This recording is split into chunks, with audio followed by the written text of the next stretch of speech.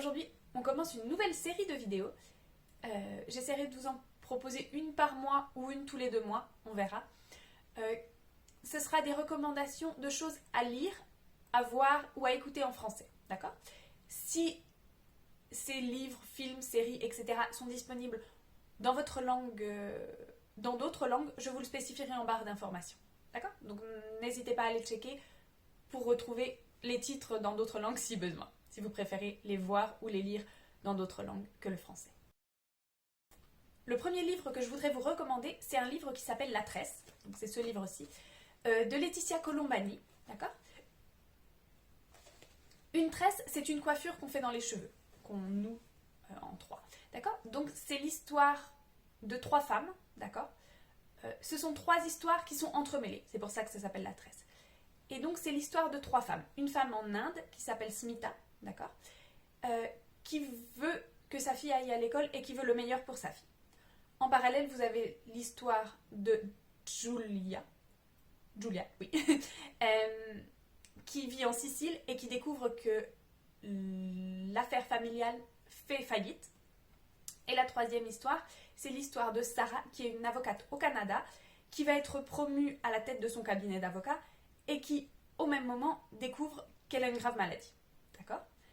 Donc tout au long du livre, on passe d'un chapitre à l'autre, de Julia à Sarah, à Smita, etc. Et toutes les histoires s'entrelacent jusqu'à ce qu'à la fin, on comprenne pourquoi ces 3 histoires sont racontées ensemble. C'est un livre de 230 pages à peu près, donc je pense que si vous avez un bon niveau B1, plutôt un niveau B2, vous pouvez le lire sans problème. Niveau B1, accrochez-vous un petit peu, ce n'est pas un français très très compliqué, mais ça reste relativement long. Ma deuxième recommandation, c'est un film qui est sorti en 2017 et qui s'appelle Les goûts et les couleurs. C'est un film de Myriam Aziza. Oui, c'est ça, Myriam Aziza. Et c'est l'histoire donc de Simone qui est en couple avec... J'ai mes notes juste en dessous. Donc, c'est l'histoire de Simone qui est en couple avec Claire, d'accord? Simone est de religion juive et elle vient d'une famille assez traditionnelle. Son papa est très traditionnaliste et ses frères veulent absolument la caser, la marier, la faire rencontrer des hommes, d'accord? Et donc, le jour où elle décide qu'elle va faire son coming out, qu'elle va avouer et dire à sa famille qu'elle est en couple avec une femme, elle rencontre un homme qui s'appelle Wally, qui est un chef cuisinier sénégalais. Et à partir de là, il se passe un certain nombre de péripéties que je ne vais pas vous raconter, sinon je vous enlève l'intérêt du film. Je vais vous recommander également une musique, un album en particulier, qui est l'album de Grand Corps Malade. Donc Grand Corps Malade, c'est un slammer. Il fait du slam, je pense qu'on dit un slammer, mais je vous mettrai une correction si c'est pas ça. Et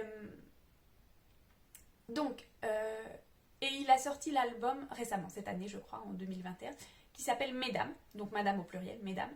Et je vous conseille en particulier le titre éponyme au titre de l'album, donc Mesdames, qui est fort sympathique. Le slam, qu'est-ce que c'est? Pour ceux qui ne connaîtraient pas, ça ressemble un petit peu au rap, mais ce n'est pas exactement ça. On va le décrire comme de la poésie urbaine, c'est-à-dire que c'est de la poésie qui est mise en musique. Jusque-là, ça ressemble beaucoup au rap, on est d'accord. Donc, ça ressemble beaucoup au rap, mais il n'y a pas d'obligation à faire de rimes, etc. C'est juste l'intonation et la voix du chanteur, de l'interprète, qui va donner un rythme particulier à la musique. Voilà.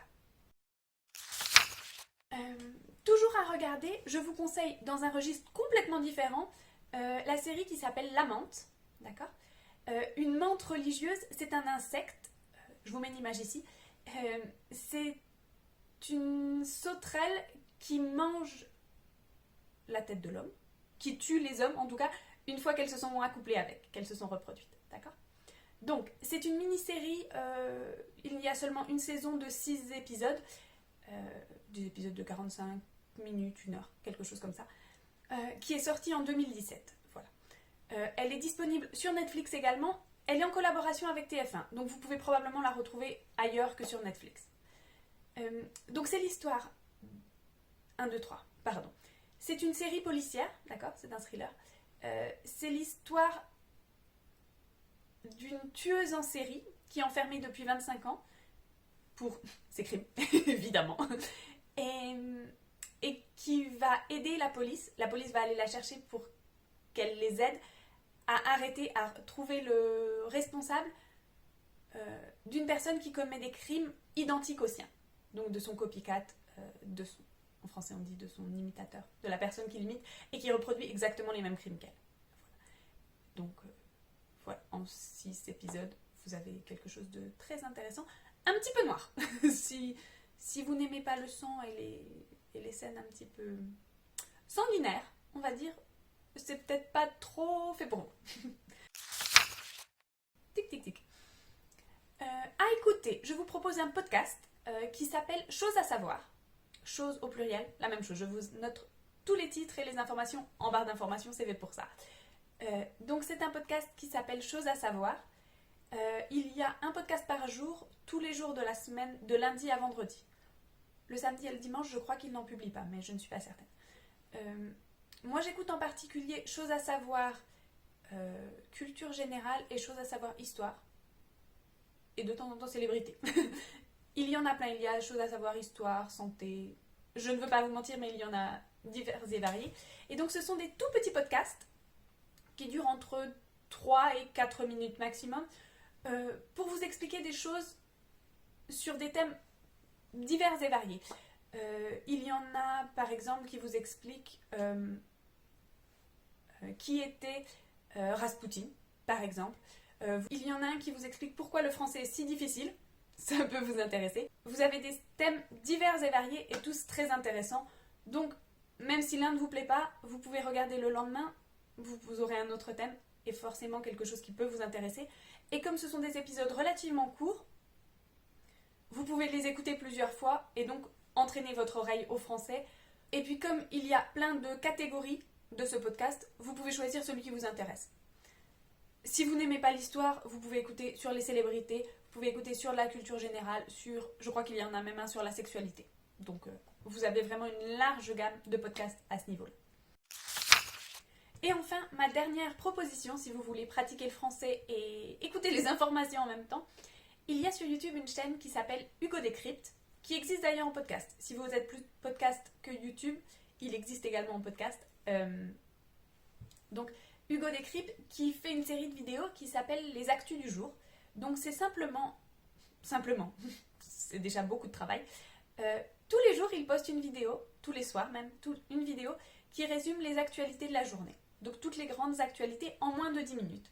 Il a commencé ça pendant le premier confinement, je crois. Donc, en se centrant principalement sur les actualités du Covid. Et il est à présent sur les actualités en général. Voilà. Donc ça peut être autant des actualités françaises que des actualités des États-Unis, que des actualités d'Espagne, de partout dans le monde. Vous avez vraiment un aperçu général des actualités de la journée. Je pense que ça peut être bien de le regarder sur YouTube parce qu'il illustre tous ses propos avec des images, des vidéos, des illustrations. Et donc, ça simplifie un peu la compréhension si jamais il y a un mot que vous ne connaissez pas, par le contexte, les images, etc. Vous pouvez assimiler l'information sans problème. Voilà. Donc, j'espère que si vous cherchez quelque chose à regarder ou à lire cette semaine ou ce week-end, vous trouverez votre bonheur. N'hésitez pas à me dire, vous, ce que vous me recommandez, que ce soit dans votre langue maternelle, donc en anglais, en français, en espagnol, en chinois, en turc, en la langue que vous voulez, en commentaire. Moi aussi, je suis intéressée. Et j'aime beaucoup lire et écouter en d'autres langues. Donc, n'hésitez pas à me dire ça en commentaire, ça m'intéresse. En attendant, je vous souhaite une très bonne journée, un très bon week-end. Et puis, je vous dis à la semaine prochaine sur Let's French.